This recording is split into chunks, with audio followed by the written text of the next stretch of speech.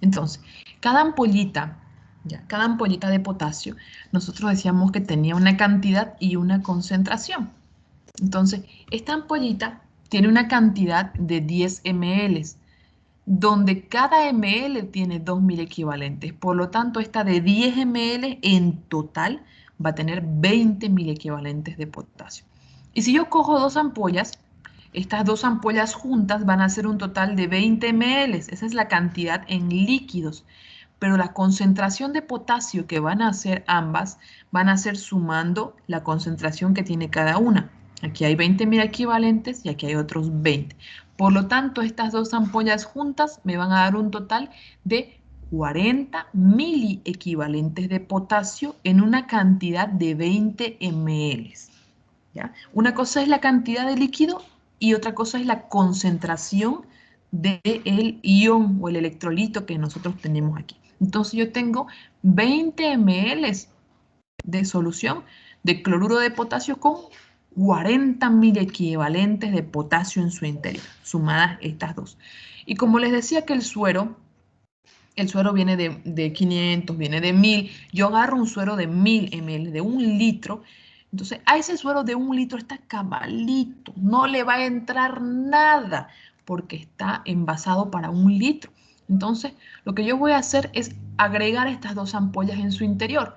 Y para que ese suero no se derrame, porque viene cabalito 1 litro, entonces yo le voy a retirar 20 ml al suero, porque es 20 ml estas dos ampollas juntas. Entonces yo extraigo de ese suero 20 ml y desecho esos 20 ml. ¿Para qué? Agregando esta solución, estos 20 ml, yo tenga un compuesto de 1000 en total. Ese compuesto, ese suero de 1000 ml, va a tener 40.000 equivalentes de cloruro de potasio. ¿Ok? Entonces, un suero de 1000 con 40.000 equivalentes. Eso es lo que yo estoy preparando. Y si yo he calculado que mi déficit es 390 y que la velocidad en la que voy a infundir, vamos a ver esta de 48 horas, es de 8.000 equivalentes por hora, yo tengo que saber cómo lo voy a administrar, a qué velocidad yo le voy a indicar a la enfermera que lo coloque. Entonces, de este suero que tiene 1000 ml con 40.000 equivalentes de potasio, ¿cuántos ml debo administrar para obtener esos 8.000 equivalentes que calculé? Eso que no atenta contra mi velocidad máxima de infusión. Yo necesito dar 8 por hora. Entonces, en 8.000 equivalentes, ¿en cuántos ml encontraré? Y hago la regla de 3 simple. 8 por 1000 dividido entre 40. Y me va a dar 200 ml. Quiere decir que en esta solución de 1 litro, donde tengo yo 40.000 equivalentes de cloruro de potasio, debo administrar 200 ml por hora para que el paciente reciba la concentración de 8.000 equivalentes por hora y no atente contra esta regla, y en 48 horas yo pueda corregir estos 390 ml. Entonces yo voy a poner solución fisiológica 980 ml más 20 ml de cloruro de potasio. Administrar 200 ml por hora. Esa es la manera en la que yo lo voy a indicar a la enfermera. Durante 48 horas para que el paciente reciba estos 390. ¿Ok? Espero que se comprenda esa parte. Vamos a ver ahora la hiperpotasemia. Cuando tengo el potasio muy alto, ¿qué es lo que tengo que hacer? Bueno, el potasio elevado puede ser por diferentes situaciones.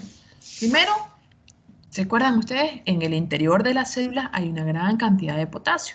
Entonces, puede subir el potasio en sangre. ¿Por qué? Primero, porque haya una gran salida del potasio que hay en el interior de cada una de las células.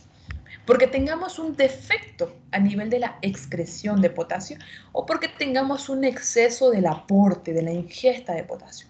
¿Qué situaciones me dan hipercalemia? Salida de potasio del interior de la célula, defecto en la excreción o exceso de aporte. Pregunta de examen.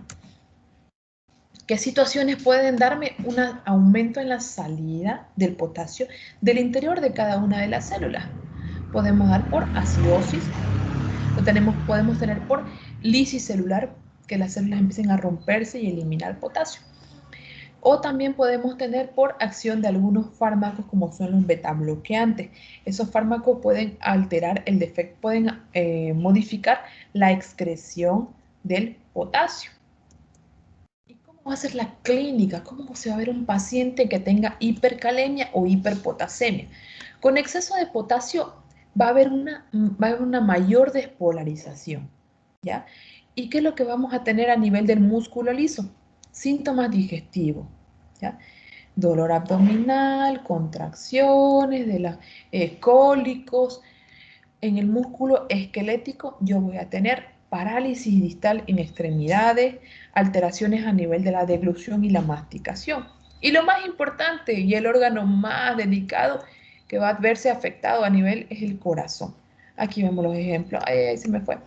¿Ya? A nivel del sistema digestivo, náuseas, vómitos, diarrea, cólicos, porque hay una estimulación excesiva. Al contrario de la hipocalemia, aquí en vez de paralizarse, se va a estimular demasiado el músculo del intestino delgado, del intestino grueso, todo el tubo digestivo, va a empezar a contraerse de manera brusca, a trabajar de manera exagerada y pueden producirse diarreas, náuseas, vómitos.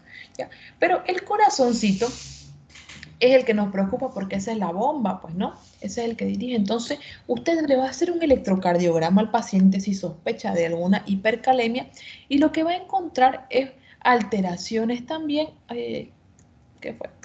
¿Qué hice? Por para atrás. ¿Dónde está? Aquí está. Perdón. Alteraciones a nivel también del electrocardiograma. Usted va a tener una T puntudas, miren cómo se va haciendo para arriba.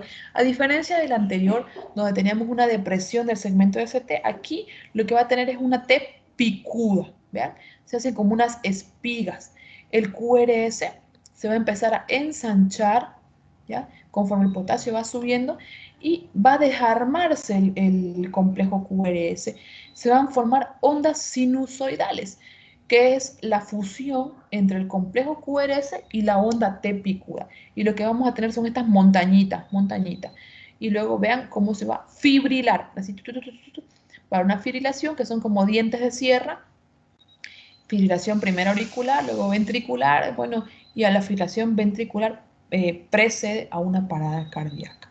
Vean cómo las taquiarritmias de la alteración del potasio pueden ser fatales, ¿ya? Por eso pequeños cambios en el potasio son catastróficos y hay que saber reconocerlo. Entonces, para hacer el diagnóstico de hipercalemia, usted tiene que primero descartar de que sea una falsa hipercalemia. ¿Cuándo tenemos una falsa o pseudo hipercalemia? Cuando la persona que ha hecho la obtención de la sangre para el análisis ha pinchado muchas veces, ha lastimado mucho esa vena, ha manipulado demasiado esa vena y tal vez la sangre también ha sufrido lisis mientras ha sido transportada al laboratorio. Entonces, usted sospeche de que haya una falsa hipercalemia cuando tenga una punción muy traumática al obtener la sangre. Cuando tenga leucocitos muy altos, una enfermedad de cualquier tipo, una infección de cualquier tipo que haga que los leucocitos suban demasiado o las plaquetas suban demasiado. Entonces, estas situaciones me pueden hacer una falsa hipercalemia. ¿Ya?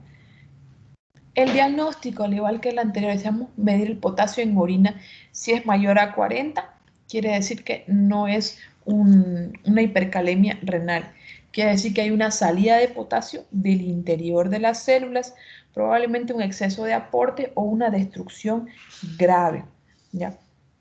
Y cuando nosotros tenemos un potasio en orina menor a 40, es cuando tenemos una afección a nivel renal.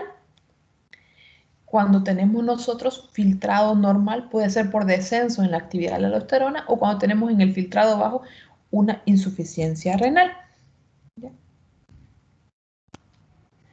Vamos a ver, y el tratamiento para la hipercalemia, chicos.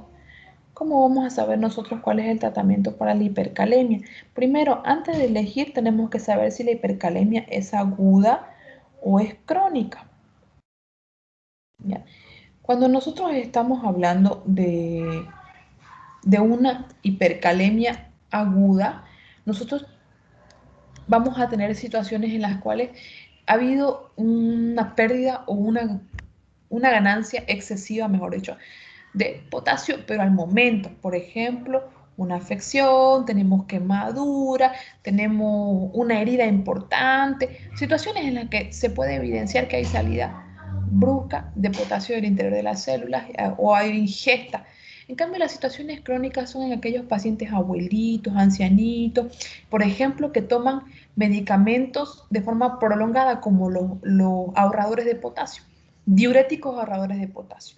Entonces, cuando toman esos medicamentos, usted ya puede sospechar de que esto sea una patología crónica y que cada vez viene porque tiene hipercalemia. Entonces, cuando es un proceso agudo, cuando usted tenga un paciente que antes estaba bien y que de repente ahora está mal, hace un día, 2 días, una semana, un paciente que no tenía ninguna otra enfermedad, usted tiene que sospechar de que eso sea agudo. Y cuando usted sospeche de que esto es agudo, entonces tiene que tener 3 pilares su tratamiento. El tratamiento entonces tiene que ir dirigido primero a proteger el corazón, porque ya vieron ustedes que el corazoncito es lo que más se afecta. Entonces, ese corazoncito que puede llegar a ser parada cardíaca, le va a costar todo el chiste. Entonces, proteger el corazón es lo primerito. Segundo, como tenemos grandes cantidades de potasio en plasma, el tratamiento tiene que ir dirigido a desplazar el potasio al interior de las células. Quiere decir, sacarlo de la circulación y que entre en cada una de las células para que deje de estar haciendo daño, haciendo estragos y no me altere las membranas muscular, ¿no es cierto? La membrana porque altera, hay un aumento de la polarización, por eso es que es dañino. Y el tercer paso del tratamiento es eliminar el potasio, la mayor cantidad posible. Entonces, primero vamos nosotros a iniciar con la protección del corazón. Para eso administramos gluconato de calcio. ¿Ya? Se administra gluconato de calcio, 10 ml de gluconato de calcio al 10% en 2 o 3 minutos. En bolo se administra cada 30 o cada 60 minutos y se hace de forma regular un ionograma de control. Cada hora deberíamos hacer para poder ver si ya bajó, descendió a valores normales. Podemos administrar beta agonistas como por ejemplo el albuterol de 10 a 20 miligramos en 40 ml de solución fisiológica, se hace una nebulización. Con eso vamos a ayudar a desplazar el potasio al interior de las células. ¿Y se acuerdan que decíamos que el potasio bajaba según el consumo de insulina o de glucosa? Entonces la insulina nos va a ayudar a que el potasio descienda, ¿ya? Que entre en cada célula y descienda el valor que hay en plasma. Entonces, el otro paso que va a corresponder para desplazar el potasio al interior de las células es administrar una solución despolarizante. ¿Cuál es la solución despolarizante? El suero glucosado más insulina. Entonces yo agarro 10 unidades de insulina en 500 ml de solución dextrosa al 10% y lo administro en una hora. ¿Ya? Y de esa manera yo estoy administrando solución polarizante para que baje el potasio. La insulina me va a servir para que el potasio vaya entrando a la célula y la glucosa para que no baje el azúcar en la sangre porque la insulina hace que baje la glicemia, ¿no es cierto? El segundo para poder desplazar al interior de cada célula es el bicarbonato, pero esto cuando tengamos un paciente con acidosis. Ahí podemos administrar el bicarbonato. Y para eliminar potasio por vía urinaria, nosotros vamos a utilizar diuréticos de tipo furosemida. Agarro y pongo un bolo de furosemida de 40 miligramos, endovenoso, diluido en una jeringuita de 20 y ya. Podemos hacer en el caso de pacientes que no puedan orinar, diálisis, o tal vez pacientes que puedan consumir por vía oral resinas de intercambio como el pantiómero para que por vía oral también estimulemos la catarsis y se elimine el potasio por vía digestiva. Y si el tratamiento, bueno, va dirigido a una hipercalemia crónica, un paciente que cada vez viene porque se le sube el potasio y es un paciente que toma medicamentos ahorradores de potasio, entonces aquí el tratamiento crónico va dirigido a administrar dietas bajas en potasio. O sea, qué raro, pero el doctor tiene que decir que no coma muchas frutas y verduras porque eso ayuda a que suba. Entonces, queremos que baje el potasio, restringimos la alimentación, el consumo de frutas y verduras. Damos diuréticos de asa como la furosemida para ayudar a eliminar potasio y podemos dar resinas de intercambio como vimos el pantiómero o el bicarbonato en el caso de que tenga una acidosis. Chicos, ¿alguna pregunta que tengan hasta aquí? Pueden hacerla.